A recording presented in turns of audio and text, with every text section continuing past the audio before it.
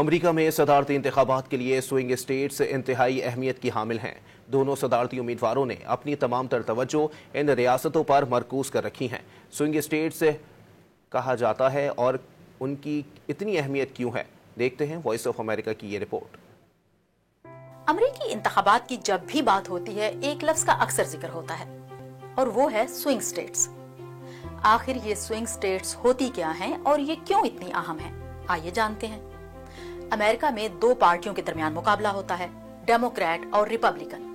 کچھ ریاستوں میں ڈیموکریٹک پارٹی جیتتی ہے اور کچھ میں ریپبلکن۔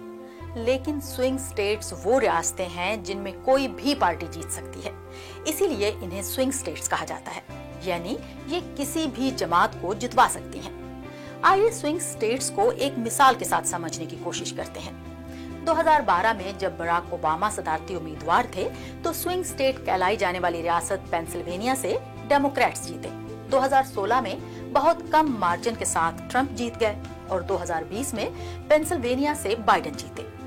ہار اور جیت کا مارجن اتنا کم رہا ہے کہ اس بار یہاں کیا ہوتا ہے کچھ نہیں کہا جا سکتا، اسی لیے پینسلوینیا کو سوئنگ اسٹیٹ کہتے ہیں۔ اس بار امریکہ میں 7 ایسی ریاستیں ہیں جنہیں سوئنگ اسٹیٹس کہا جا رہا ہے۔